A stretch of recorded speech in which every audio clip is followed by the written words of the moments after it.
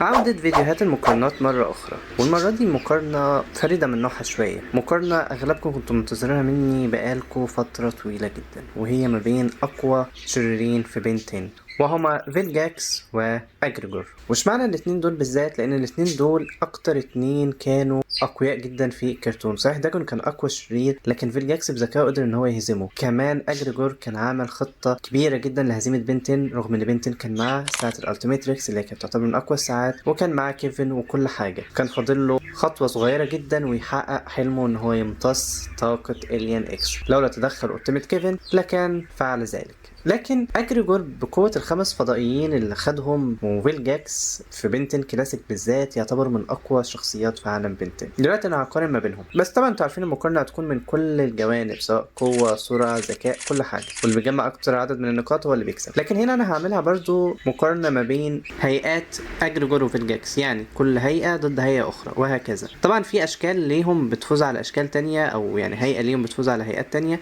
انتوا تفهموا كل حاجة لما نبدأ، بس طبعا متنساش قبل ما تبدأ تعمل لايك وتشترك في القناة وتفعل جرس التنبيهات الكل، وتابعوا الفيديو.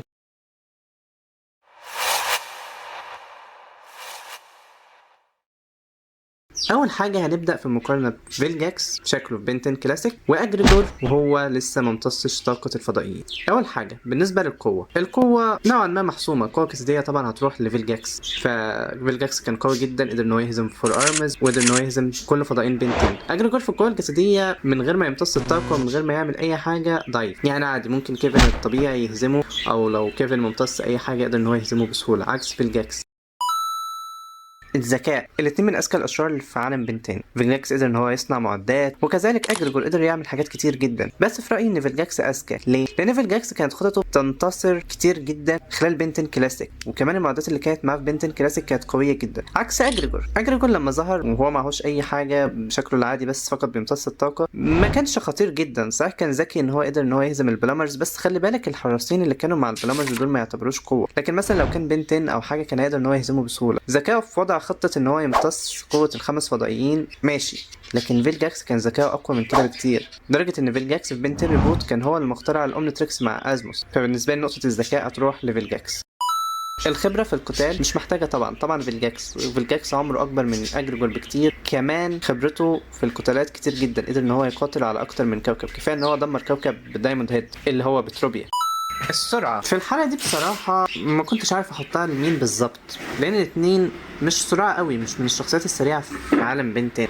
صحيح ان فيلجاكس سريع شوية لحظة الهجوم، لكن مش نفس السرعة العالية قوي. وكمان اجريجور نوعا ما هو بشري عادي، يعني هو ازموس زي كيفن، فاللي هو السرعة مش حاجة قوية قوي، بس انا هديها لفيلجاكس. هو صحيح ان اجريجور اخف في الحركة من فيلجاكس، لكن فيلجاكس اطول، وده هيديله قوة أكتر في الجري، كمان قوته الجسدية هتزوده في الجري شوية، فأعتقد إن فيلجاكس أسرع. قدرة التجدد، نوعا ما الاتنين ما عندهمش القدرة دي، يعني أجريجور لو ما امتصش الطاقة مش هيتجدد، وكمان لو حصل له أي حاجة برضه مش هيقدر إن هو يصلح الضرر اللي حصل. فيلجاكس كذلك، رغم ان فيلجاكس في بين 10 كلاسيك في الحلقه الاولى بعد ما السفينه بتاعته انتهت قدر ان هو يجدد نفسه من تاني، بس عن طريق الكبسوله اللي كان محطوط فيها، والكبسوله ديت في بين 10 كلاسيك او في سلسله بين 10 عامه بتبقى فيها مواد بترجع الشخص لقوته تاني، زي ماكس كده في بين 10 التيميت الين، هنبقى نشرحها في حلقه لوحدها. بس نوعا ما في التجدد انا هديها لفيلجاكس اكتر، لان سرعه تجدده بعد السفينه كانت في فتره قليله جدا وكانت كبيره جدا، عكس ماكس اللي قعد فتره طويله جدا في الكبسوله دي. فبالتالي فيلجاكس قوته التجدديه اكتر، رغم ان هو اخطبوط، فالاخطبوط برضه عنده قدره التجدد، فاعتقد ان النقطه دي برضه هتروح لفيلجاكس. واخر حاجه نقاط الضعف ليه، الاتنين عندهم كل نقاط الضعف، فهدي للاتنين كل واحد نقطه، لان مفيش حد نقطه ضعف اكتر من التاني، الاتنين عندهم نفس نقاط الضعف، اللي هيأثر على ده ولا هيأثر على ده. لكن الفكره بس ان اجريجور في موضوع الطاقه يقدر انه يمتصها وتقويه، لكن فيلجاكس ممكن يتفاداها بس مش هتقويه، فبالنسبه لي نقطه الضعف الاتنين هياخدوا النقطه. دي كده كانت المقارنة ما بينهم في هيئة بين 10 كلاسيك وهيئة بين 10 إليان فورس، لكن هنرفع المستوى شوية. صحيح فيلجاكس فاز في شكل بين 10 كلاسيك، فبخليه يرتقي شوية في بين 10 إليان فورس.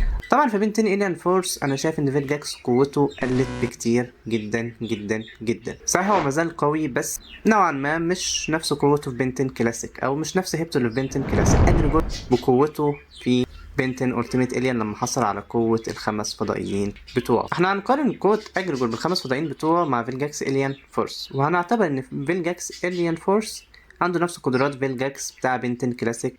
هو يعني ده تصريح من الكاتب ان هو كان في نفس القوة، رغم ان انا شايف ان هو كان اقل هيبة شوية، بس هنعتبر ان هو في نفس القوة.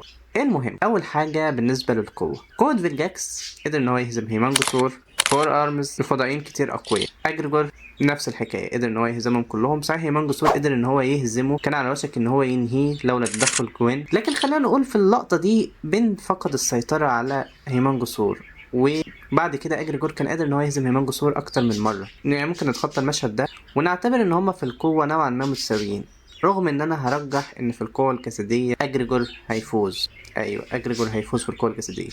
ليه؟ لان اجريجور معاه قوة الخمس فضائيين اللي ما بينهم ارمادريلو يقدر ان هو يبعد اي حاجة عنه زي ما شرحته قبل كده، عكس فيلجاكس على فكرة عانى جدا في قتاله مع جوست فريك اللي هو ذا سكير. هدي النقطة دي لاجريجور. الذكاء نوعا ما انا مش بعتبر اجريجور ذكي جدا، وكمان خلي بالكو ان اجريجور في اللحظه اللي هو كان بيمتص فيها قدره الفضائيين كل ما امتص طاقه اكتر كل ما افقدته قدرات ذكائه، زي اللي حصل مع كيفن لما بقى التيميت كيفن. عكس فيلجاكس اللي كل ما يمتص طاقه لا عادي بيزيد، زي ما امتص طاقه كل الابطال في الاكوان كلها عشان يهزم بنتين. فبالنسبه لي نقطه الذكاء دي هتروح برضو لفيلجاكس. القدرات الاتنين بقى عندهم قدرات نوعا ما قوية جدا. فيلجاكس بقى معاه سيف، كمان بقى بيقدر يطلق شعاع الليزر زي دارك سايد. لكن تعالوا نروح اجريجور بقى بيتحكم في الخمس عناصر بتوع الطبيعة، الارض والرياح والنار والهواء، فقدرات اجريجور نوعا ما متعددة. كمان اجريجور بيقدر يطير، فنقطة القدرات دي هتروح لاجريجور. السرعة نوعا ما الاتنين سرعة، بس طبعا في المواجهة ديت هيبقى اجريجور اسرع بكتير لانه معاه فضائيين كتار ومنهم فضائيين سرعتهم عالية. كمان خلي بالكم ان اجريجور معاه نقطه وانا هضيفها كنقطه خاصه بصراحه ليه في القدرات، يعني نقطه زياده ليه، وهي قدره انفيديان على قراءه الافكار، كمان قدرته على الاختفاء، والنقطه دي هزودها كمان لاجريجور تساعده شويه ان هو يطلع في الترتيب. نقاط الضعف انا هديها لاجريجور بصراحه، هزوده فيها نقطه، لان فيلجاكس نقاط ضعفه اكتر بكتير في الهيئه دي. لان اجريجور الشكل بتاع الخمس فضائيين مفيش ولا فضائي من عند فضائيين بنتين قدر ياثر عليه. اللي اثر عليه التيميت كيفن لما كان معاه قوه الفضائيين بالاضافه لقوه الالتيميت بتاعه الفضائيين التانيين. لكن عندك فيلجاكس اتهزم عادي جدا بدايموند هيد في بنتين الين فورس. نقطه الضعف دي انا هديها لاجريجور لان كده فيلجاكس نقاط ضعفه اكتر. قدرة التجدد نوعا ما صعب ان اجريجور ان انت تقدر ان انت تهزمه او تصيبه في حاجة زي ديت في شكله ده، عكس فيلجاكس. فنقطة التجدد نوعا ما فيلجاكس برضو مازال قوته اكتر لان حتى اجريجور ما عندوش قدرة التجدد دي.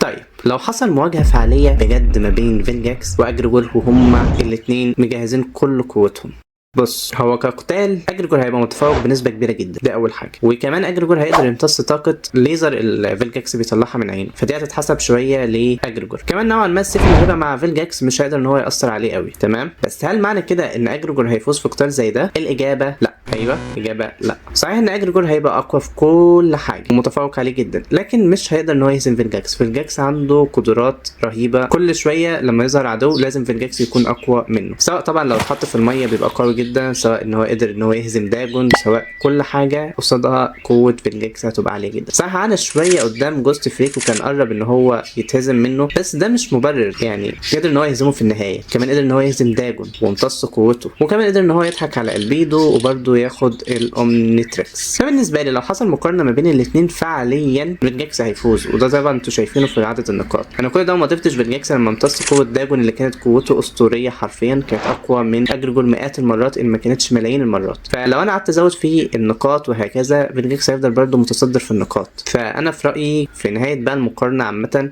ان فيلجاكس اقوى، وده انا شفته بعد ما رجعت كذا حلقات من بنتن التيميت الين وحلقات بنتن كلاسيك والين فورس. نوعا ما فيلجاكس كان بيضعف حلقه بعد حلقه في بنتن الين فورس لوصول لاومنيفيرس، لكن اجريجور ما كانش بالقوه اللي كلكم متخيلينها. يعني في الاخر برده اتهزم، في الاخر لقطه هيمانجوسور تثبت ان هو كان يقدر ان هو يهزمه بسهوله. فيلجاكس لو طلع العنان لقوته هيهزم اجريجور بسهوله، او مش بسهوله قوي بس هيهزمه في النهايه برده. خلي بالك ان فيلجاكس عنده جيش وعنده قدرات اسطوريه، كمان بيقدر يطور المعدات بشكل فظيع جدا زي الجيش اللي كان عامله لما اخذ الاومنيتريكس من البيدو. في النهايه في رايي ان فيلجاكس هيفوز. هيفوز. دي وجهة نظري، الا لو الكاتب بقى حب ان هو يخلي اجريجور اقوى، وانا اشك في الموضوع ده، وحط له كام قدره وقلل قدره فيلجاكس زي ما حصل في بنتين اومنيفيرس عشان يطلع باقي الفضائيين وباقي الاشرار بقوه اكبر وهيخليه يفوز. لكن انا في رايي في النهايه فيلجاكس برضه هيفوز. بس كان كنا وصلنا لنهايه الفيديو. بس قبل ما تخرج قول لي رايك في التعليقات، قول لي كنت فاكر مين هيقدر يكسب، فاكر مين اقوى، ولو عندك اي راي اكتبوا لي في التعليقات، انا بقرا تعليقاتكم كلها وبرد عليها. وطبعا ما تنساش بقى تتابعني على الفيسبوك والتيك توك والانستجرام، الرابط كلها في الديسكربشن. وهسيب لكم قائمه صراع فضائيين بنتين، اتمنى انتوا تشوفوا الحلقات اللي نزلت فيها برضه. وسلام.